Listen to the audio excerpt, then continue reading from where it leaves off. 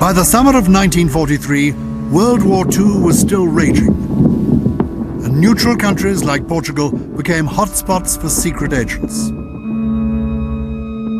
All flights out of Lisbon Airport were under surveillance, and on the 1st of June, Flight 777 departing for Bristol was no exception.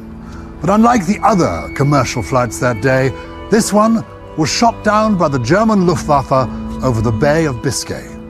There were no survivors. Investigators looked for motives on the passenger list. Among the dead was Gone with the Wind actor Leslie Howard.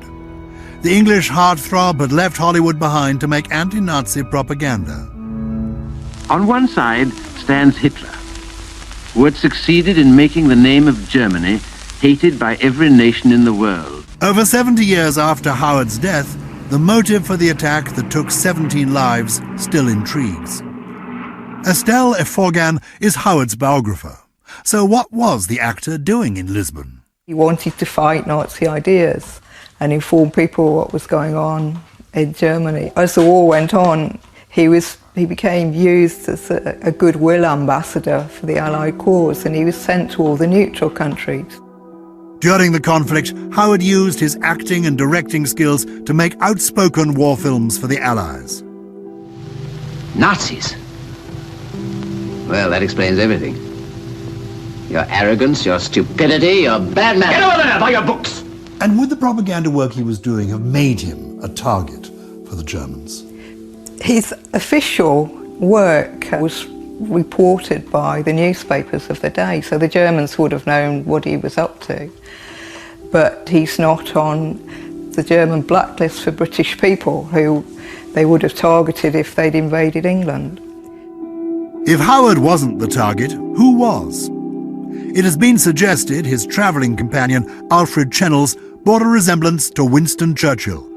Perhaps the attack was the result of mistaken identity.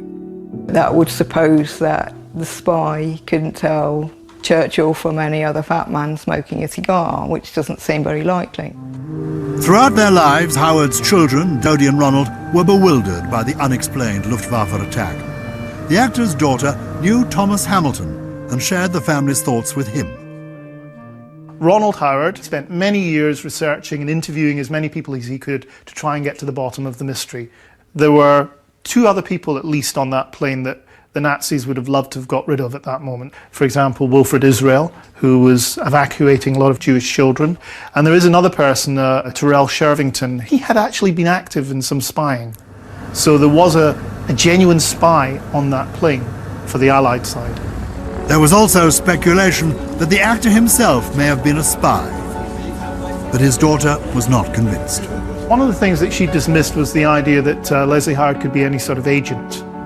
She said he wasn't self-sufficient enough. She describes him as having written a series of bleating letters to her, complaining about the heat in the hotel and this and that. She was firmly of the belief that it wasn't specifically her father that was being targeted. 17 people lost their lives in the attack on Flight 777, and yet still today there's no official explanation, because all the German documentation has been destroyed and the key British documents are still under lock and key.